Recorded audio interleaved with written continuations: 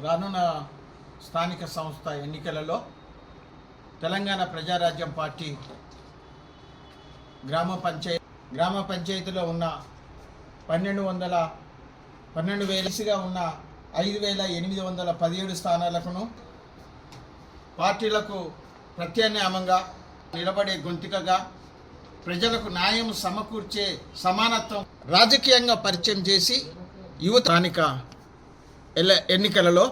Telangana Prajarajyam party పోటీకి సిద్ధమని తెలియజేస్తూ తెలంగాణ ప్రాంతంలోని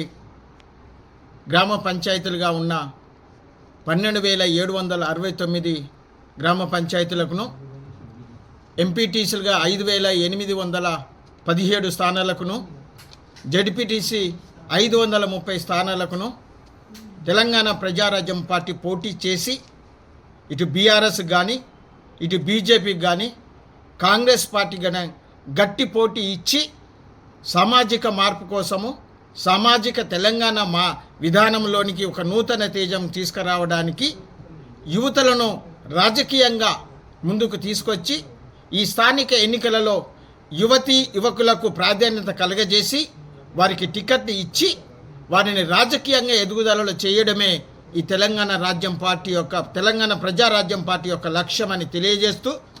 రానున్న డిసెంబర్ మాసంలో కూడా జిహెచ్ఎం ఎన్నికలలో కూడా ఈ పార్టీ అన్ని స్థానాలలో పోటీకి సిద్ధమని తెలియజేస్తూ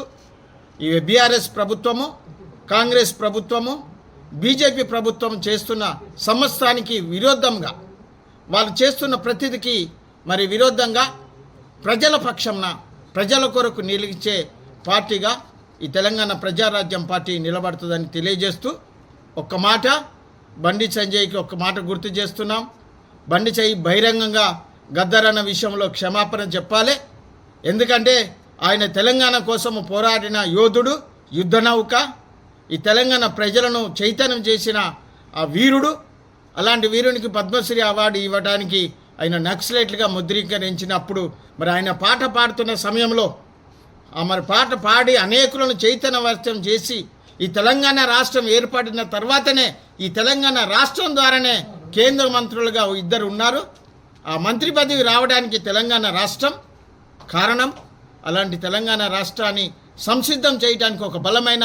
యోధుడిగా, ఒక వ్యక్తిగా, ఒక సైనికునిగా అనేక మందిని పురుకొల్పిన గద్దర్ అన్న విషయంలో అట్లా మాట్లాడము బండి సంజయ్ గారు బహిరంగ క్షమాపణ చెప్పాలని తెలంగాణ ప్రజారాజ్యం పార్టీ కోరుతూ రానున్న తరంలో మా సత్తను ఈ ప్రభుత్వానికి, ఈ ప్రతినిధులకు తెలియజేస్తున్నామని. జై తెలంగాణ ప్రజారాజ్యం పార్టీ,